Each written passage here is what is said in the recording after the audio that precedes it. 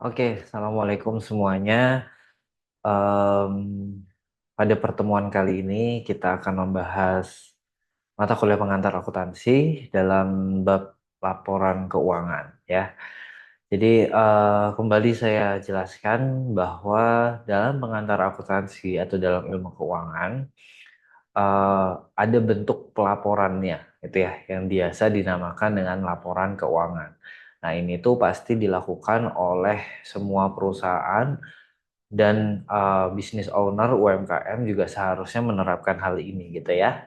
Jadi gunanya laporan keuangan ini pasti untuk mengevaluasi ya. Fungsi utamanya untuk mengevaluasi bagaimana kinerja perusahaan, kemudian eh, bagaimana mengelola uang gitu ya menjadi sesuatu yang efektif dengan mengambil langkah strategik bagi perusahaan gitu ya. Laporan keuangan ya, kalau kita lihat di atas ini itu dibagi empat ya. Jadi ada empat jenis laporan keuangan ya. Yang pertama di sini itu ada namanya laporan laba rugi, gitu ya. Kemudian yang kedua laporan ekuitas pemilik, kemudian laporan posisi keuangan dan yang terakhir laporan mana ya? Nah ini laporan arus kas. Laporan ini saling bersinergi atau saling berkorelasi antara satu dengan yang lain. Untuk penjelasan ringkasnya, laporan laba rugi ini adalah menyangkut terkait pendapatan dan juga beban-beban perusahaan ya. Jadi isi dari laporan keuangan itu adalah seperti itu, pendapatan dikurangi dengan beban-beban lalu ketemulah entah itu laba, income atau rugi atau loss gitu ya. Kemudian selanjutnya di laporan ekuitas pemilik ya. Laporan ekuitas pemilik ya ini pasti adalah bagaimana melaporkan atau berapa sih ekuitas pemilik dalam satu periode gitu ya, atau dalam satu bulan, dalam satu tahun, tergantung dari kebijakan perusahaan masing-masing. Selanjutnya ada laporan posisi keuangan atau neraca ya. Kalau dalam bahasa Inggrisnya Statement of Financial Position. Ini di sini menampilkan terkait berapa sih aset yang dimiliki oleh perusahaan juga dibandingkan dengan liabilitas plus ekuitasnya. Nah, kedua saldo ini biasanya harus balance ya, seperti gambar neraca harus seimbang antara yang kanan dan yang kiri. Yang terakhir adalah laporan arus kas atau statement of cash flow gitu. Kita ingin mengetahui berapa sih perputaran kas dan digunakan untuk apa aja kas tersebut oleh perusahaan. Oke, laporan keuangan bentuknya harus formal ya, sesuai dengan SHK. Ya, ini apa? Yang pertama judul gitu ya, judul, kemudian nama perusahaan, kemudian judul laporannya, kemudian untuk periode kapan. Nah, ini harus sesuai seperti itu. Kita masuk ke contohnya masing-masing ya. Itu di laba rugi ya. Oke, ini ada satu contoh ya. Jadi seperti ini.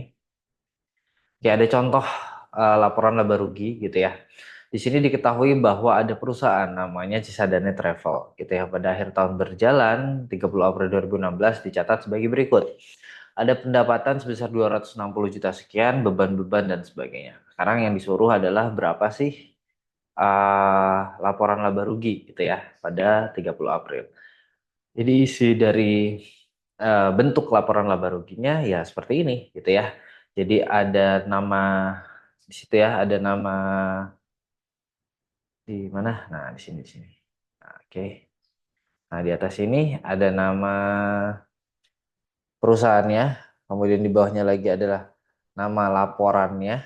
Yakni kalau di sini kita menulis laporan laba rugi, kemudian selanjutnya adalah untuk tahun yang berakhir pada tanggal berapa, gitu ya. Kemudian selanjutnya isinya apa aja ya? Yang pertama pasti berapa sih pendapatannya gitu ya. Nah, pendapatan ditulis paling atas. Kemudian kasih jarak. Kemudian beban-beban ya kita akumulasi nih. Ada beban-beban apa aja. Ya akumulasi di jumlah. Ketemu nanti totalnya di sebelah sini. Nah, sebelah sini. Ya. Kemudian baru nanti ketemu berapa laba atau net. Laba atau ruginya berapa gitu ya. Itu kurang lebih seperti itu kalau laporan laba rugi simpel ya. Isinya berapa pendapatan dikurangi oleh beban-beban perusahaan. Maka kita akan ketemu apakah perusahaan itu untung atau rugi. Nah, kemudian laporan ekuitas isinya apa aja? Kurang lebih adalah ingin mengetahui berapa sih ekuitas. Ekuitas itu adalah modal, berapa modal yang dimiliki oleh satu perusahaan gitu ya. Kalau misal kita kasih contoh nih kayak tadi ya, Cisadane Travel Service melakukan investasi tambahan sebesar 50 juta. Kemudian selama tahun berjalan ternyata menarik uang untuk keperluan pribadi. Nah, itu juga masuk ke ekuitas, biasa diistilahkan dengan istilah PRIV atau prive atau prive gitu ya tulisannya. Modal Adam Sarbini adalah 80 juta gitu per 1 Mei 2015 saat awal periode berjalan. Nah, sekarang kita ingin mengetahui untuk laporan ekuitasnya berarti berapa. Oke, nah di sini sama ya seperti tadi eh, ada nama perusahaan, kemudian nama laporannya apa, kemudian pada tahun berapa, gitu ya. Kemudian isinya apa saja? Isinya adalah berapa modalnya, gitu ya. Kemudian tambahan investasi selama tahun berjalan, laba net tahun berjalan, gitu ya. Sehingga ketemu nanti ada akumulasi di sini. Nah, laba net tahun berjalan ya, yang diketahui di sini, yang di samping ini, sorry. Nah, laba net tahun berjalan ini didapat dari laporan sebelumnya, gitu ya, laporan laba rugi sebelumnya. Entah itu laba atau rugi, nah semua diakumulasikan di sebelah sini. Kemudian nanti hasilnya dikurangi oleh penarikan, gitu ya kan, karena tadi ada penarikan untuk Rive berapa juta, misal 30 juta, berarti berapa sih kenaikan atau penurunan dari ekuitas pemilik, baru nanti ketemu modal akhir pada periode saat pencatatan. Kalau di sini 30 April berarti modal Adam Sarbini 30 April adalah 155 juta sesuai dengan laporan ekuitas.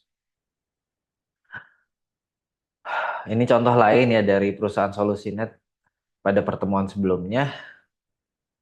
Ini juga sama. Nah, sekarang kita masuk ke neraca atau laporan posisi keuangan. Nah, laporan posisi keuangan ini apa ya? Itu tadi menyajikan aset dan juga liabilitas dan ekuitas. Namun aset ini kan banyak bentuknya ya. Ada yang berbentuk bangunan, mesin, kemudian mungkin ada aset tetap lain seperti mobil dan sebagainya. Nah, itu semua kita valuasikan ke bentuk nilai rupiah gitu, menggunakan fair value atau nilai saat ini atau nilai pasar saat ini. Itu ya. Kemudian yang perlu diperhatikan juga adalah untuk pelaporan neraca pada sisi aset gitu ya, kas disajikan paling atas. Kemudian masuk ke piutang usaha, perlengkapan, asuransi dibayar di muka, dan baru aset-aset lainnya yang menyangkut dengan aset tetap. Nah, kita masuk ke contoh nih, teman-teman ya. Sama tadi Cisadane Travel Service gitu ya, memiliki aset-aset sebagai berikut. Nah, berarti untuk pencatatannya ada di kolom atas itu aset, kemudian di kolom kiri adalah liabilitas dan ekuitas. Yang kita tulis apa dulu? Ya berarti tadi kasnya dulu gitu ya. Di sini sudah diketahui. Di atas ini ada kas ya, paling atas kas, kemudian masuk ke piutang, perlengkapan, tanah. Ya, tanah ini masuk ke fixed asset. Kemudian berarti ada totalnya. Nah, kemudian kita bandingkan dengan yang utang usaha. Nah, di sini utang usahanya juga tadi sudah diketahui, ditulis di bagian liabilitas. Kemudian di bagian ekuitas di sini itu menggunakan atau datanya didapat dari laporan ekuitas yang sudah kita buat sebelumnya. Jadi semua itu berkorelasi dan berhubungan. Jadi kalau saldonya salah satu berarti semuanya akan salah, gitu ya. Nah, untuk total atau nilai akumulasi dari total aset ditambah liabilitas plus ekuitas itu harusnya balance ya. Jadi antara kolom aset yang kanan, nih yang kanan ini, dengan yang kiri, ekuitas plus liabilitas itu harusnya sama. Ya, atau balance, sesuai. Jadi kalau sudah sesuai berarti itu benar laporan. Gampang ya. Kemudian kita lanjut ke yang terakhir, ya ini adalah laporan arus kas. Gitu ya. Nah, laporan arus kas sendiri ini dibagi jadi tiga aktivitas teman-teman. Ada aktivitas operasional, investasi, dan juga pendanaan atau operating, investing, dan financing ya. Kalau operasi berarti ya seputar dari mana kas tersebut didapatkan dari kegiatan operasional, penjualan barang, penjualan jasa, ya dari situ gitu ya, dari aktivitas operasional. Pembelian bahan baku itu juga sama. Kemudian Aktivitas investasi ya berarti yang berkaitan apa sih perusahaan ini apakah melakukan investasi di bagian tertentu atau tidak gitu ya. Nah, biasanya investasi ini dilakukan untuk pembelian yang berupa aset yang berumur lebih dari 1 tahun atau aset. Kemudian yang ketiga adalah aktivitas financing atau pendanaan gitu ya yang berhubungan dengan investasi kas oleh pemilik. Jadi misal kayak penambahan modal oleh si owner gitu ya, kemudian penarikan modal oleh si owner. Nah, itu semua masuk ke ranah pendanaan. Atau misal pemilik meminjam uang ya di bank itu juga masuk aktivitas pendanaan. Sekarang kita coba masuk ke contoh soal ya, ini solusi net.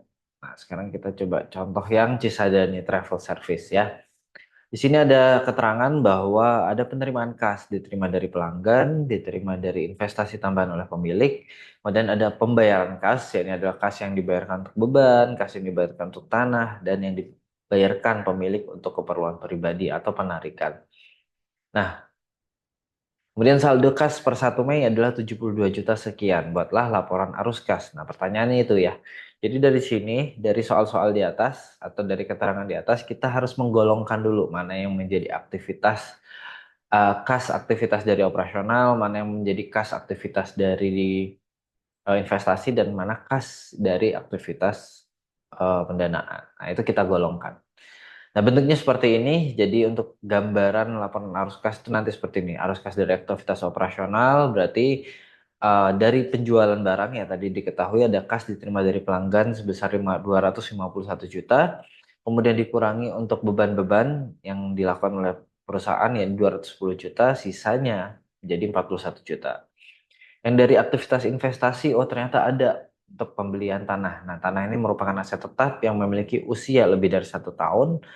Jadi dihitung karena membeli tanah berarti kan mengurangi kas gitu ya. Kemudian dari arus kas dari aktivitas pendanaan, kita lihat di sini ada kas diterima sebagai investasi oleh pemilik. Jadi oleh perusahaan dicatat sebagai oh ada penerimaan kas karena investasi oleh si ownernya nambah 50 juta. Kemudian dikurangi oh karena ada penarikan kas oleh pemilik atau prive itu tadi 30 juta sehingga mengurangi. Sehingga dari aktivitas pendanaan ada saldo 20 juta. Kemudian kita akumulasi dari aktivitas operasional, investasi dan pendanaan kita akumulasi ketemu di sini minus 19 juta.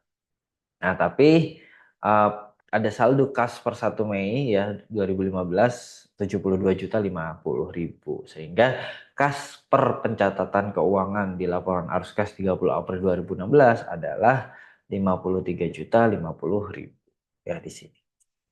Oke, mungkin kurang lebih seperti itu ya dari contoh dari atau penjelasan terkait laporan keuangan ya. Tadi kita ulas lagi bahwa laporan keuangan itu ada 4, laporan laba rugi, kemudian sorry, laporan ekuitas, laporan posisi keuangan atau neraca, kemudian ada laporan arus kas. Nah, itu semua berkorelasi dan akan sangat bermanfaat bagi satu perusahaan untuk dievaluasi apakah efektif atau tidak penggunaan dananya untuk pengambilan kebijakan, untuk pengambilan keputusan. Gitu ya. Terima kasih. Assalamualaikum warahmatullahi wabarakatuh.